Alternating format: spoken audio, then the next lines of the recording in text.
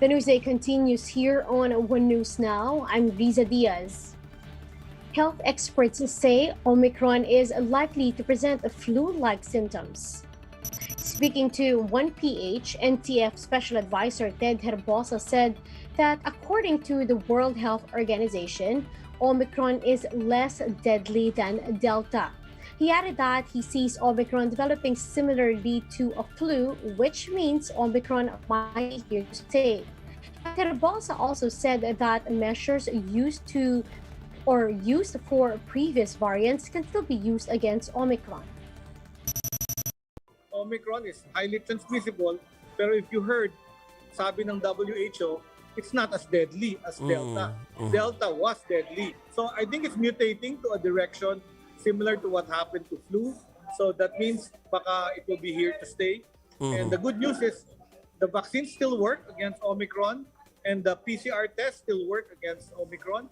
So I think we should be able to handle it with the same measures we did for Delta. Meanwhile, for infectious disease expert Dr. Ronchin Solante, people will still have to be careful, especially during the holidays. Speaking to The Big Story, Solante said that the Omicron variant may only show very mild symptoms. So he urged the public to be vigilant since flu is also common during December.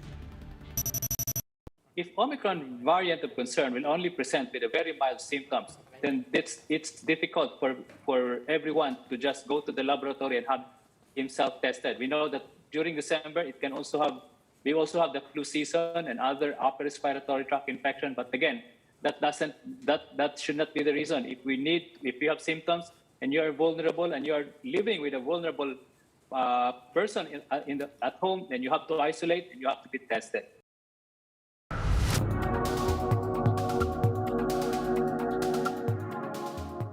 A Japanese study found that Omicron variant is rather 4 times more transmissible in its early stage than Delta. Bloomberg's Sam Fazeli tells us what this means for the world's efforts against the pandemic. Given what we know about Omicron so far, is it necessary that we return to that environment where we're all working from home? Hi, good morning. Frankly, whether the data from Japan is exactly right or not, but the anecdotal information that we have with the pace with which this variant is spreading suggests that it's highly infectious.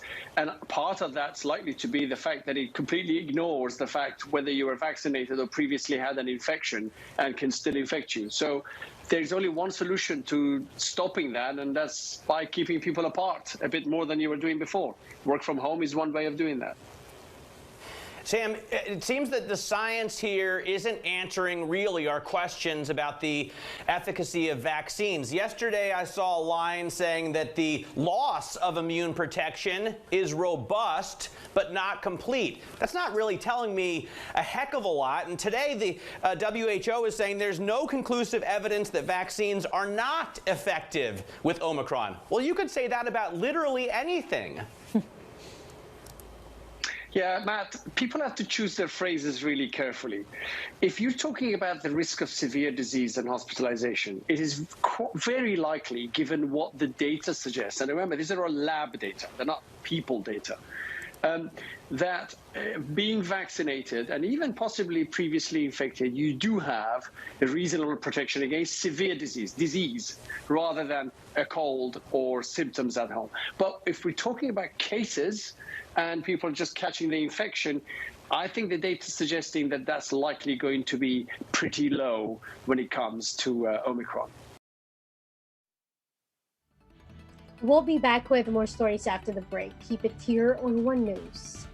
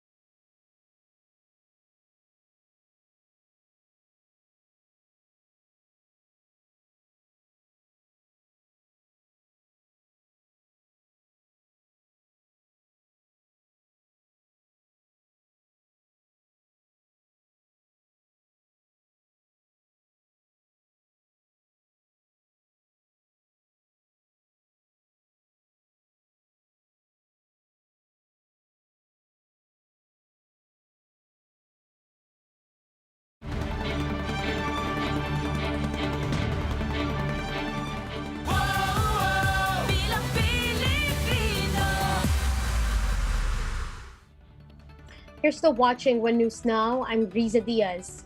The BBM-Sara tandem visits the vote-rich province of Rizal today. To tell us more about this, we have JC Cosico. He's joining us over the phone this morning. JC, good morning. Can you tell us exactly on what's the latest on the tandem of Bongbong Marcos Jr. and Mayor Sara Duterte? Riza, the Marcos Duterte tandem tries to the voters of Rizal as they visit the vote-rich province Saturday. A motorcade is now being held from Antipolo. It will pass through Taytay, Cainta, San Mateo, and Montalban. Motorists should expect heavy traffic in some roads this morning, and they are advised to take alternate routes. Earlier, hundreds of supporters in red and green gathered at the Inares Center for a meet and greet with the tandem. Also present during the activity are the senatorial bets, Jinggoy Estrada and former palace spokesperson Harry Roque. Marcos and Duterte thanked supporters during the event. Marcos also called for unity as the country is still under a health crisis. The tandem has now completed visiting the Calabarzon region, which is the country's most vote-rich region. Today's event will culminate at the Montalban Sports Center in Rizal later this morning. Riza. Thank you for that update. That's JC Cosico reporting live again from Rizal. Now, President Duterte has accepted the end of his push for federalism. In a speech at the Summit for Democracy, the chief executive accepted his defeat in his bid to, quote, federalize the Philippines. Duterte added that the country's democracy is a work in progress, but stressed that Filipinos are free people. He also said that Philippine democratic agencies have always been threatened by a number of issues. While we are the oldest democracy in Asia, our system of governance is not perfect. Corruption, poverty, and peace and other issues have always been and continue to be our major challenges. They weaken our institutions and deprive many Filipinos of democratic agencies. President Duterte added that he will proudly turn over his seat in Malacanang to his successor, saying he has done his best to serve Filipinos. The chief executive also said that his administration will ensure a peaceful elections in 2022.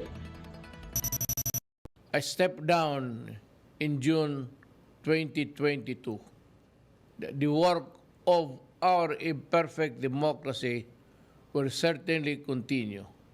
My administrations will ensure an honest, peaceful, credible, and free elections in May.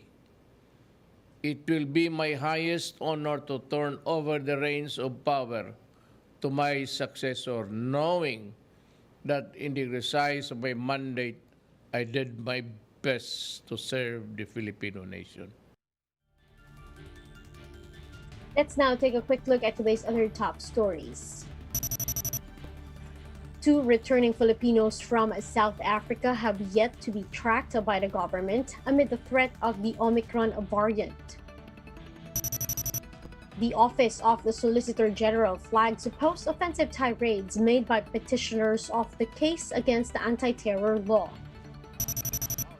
And NLEX survives an overtime thriller against Northport at the PBA Governors Cup, while Alaska Aces also beat San Miguel Beermen, chalking up their second straight win.